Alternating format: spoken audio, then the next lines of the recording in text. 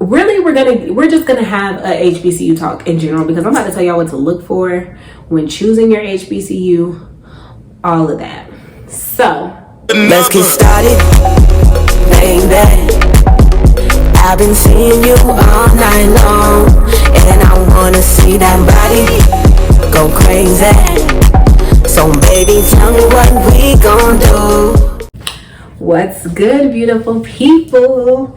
It's me, it's CC. I am back. Y'all have to excuse the late post. I'm a couple days late, mainly because I haven't really been feeling well. My son was sick and he, I guess, passed that on to me. So I've been feeling a little under the weather. And to be honest, I'm still not 100%, but I was like, I'm home. I can't just sleep all day. I might as well do something productive. So today, y'all see I have on my Howard shirt. We about to be talking about HBCUs. And fun fact, I love weed. I have a blunt roll. It's really a baby blunt, because I have my regular blunt. Okay, so fun fact, when I do these videos, I be having my blunt to smoke after the video, because during the video, you know, I just feel like I can't like really vibe the way I want to, because I'm talking. You know, when I smoke, I don't really like to talk like that. You know, I like to sit there and vibe and listen to music, watch whatever I'm watching or whatever, you know. Anyway, so it's my baby blunt. We about to smoke, and we're about to talk about reasons you should attend a HBCU.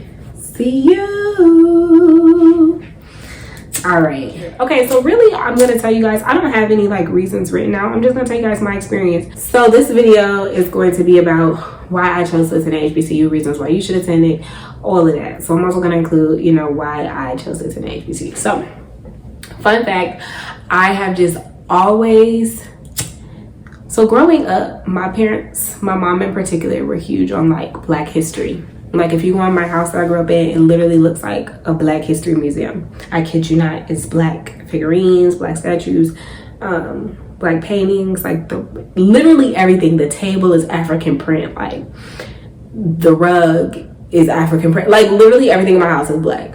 Got Malcolm X hanging on the wall, literally. And so growing up, I always saw like Black people, and so I went to a predominantly Black church. I was always there, and school I hung out with the Black kids. I had a couple white friends, but mainly hung out with the Black kids. And so I think because of that, it really like created like a subconscious thing in my mind where I was just like, I'm really comfortable around Black stuff. Like Black people is what makes me comfortable, like being around like Black culture. And so for me, it was never ever an option for me to go to a PWI. The comfortability that I feel like at an HBCU versus a PWI is no comparison. Literally no comparison. Like, okay, let me tell y'all. Really, we're just gonna have a HBCU talk in general, because I'm about to tell y'all what to look for when choosing your HBCU, all of that. So, first things first, you really want to be comfortable wherever you're going to school. So like, I knew I was going to HBCU, but I didn't know which one. And I will say I didn't necessarily feel comfortable on all the campuses. Like all the campuses didn't feel like home. And that's extremely important. Make sure the campus feels like home, right? And so there were certain HBCUs that I visited that felt like home, and certain ones I didn't. So like Howard was one of them that felt like home to me. When I went to visit, I was like, this is where I want to go. It felt like home. Same thing with, I went to North Carolina for a college tour. We visited NCAT, North Carolina A&T, North Carolina Central. North Carolina Central and A&T are both HBCUs, but for whatever reason, North Carolina Central made me feel way more comfortable. I just wasn't really feeling the vibes at NCAT. Same thing with Spelman. We went to visit Spelman and Clark. I wasn't really a huge fan of Spelman at all. I loved Clark. Clark felt like home to me. So that's just important, like choosing a place to go that feels like home, because like it's literally gonna be your home for the next 4 years. So definitely choose a place that feels like home. Also, the stuff that you learn like from experience at an HBCU is on a whole nother level. So like when I was in college, I would visit some of my friends who went to PWIs, and their experience was just different Like, for example, one of my friends, she went to UCF, and when I went to visit her, UCF is like huge, University of Central Florida. It's like its own city, literally. And so like she has to find, like, her and the black people in her class are all friends because it's only a handful of them. So it's like she found the black people, she's like, oh yeah, these are my friends. Meanwhile, I'm like, I have so many people to choose from. I don't have to befriend the girl next door just because she's black.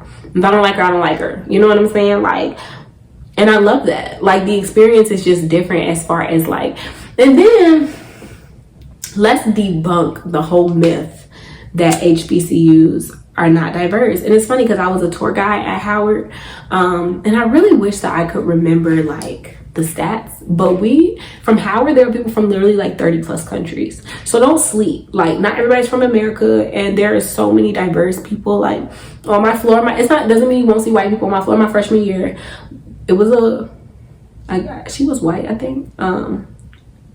Yeah, I think she was white. And she was like Greek. I don't know, but she wasn't black. I'll say that. So, I mean, granted, she left after the first year because she said people looked at her weird because she was sitting on the yard barefoot doing white people shit, like a picnic. Okay, but anyway.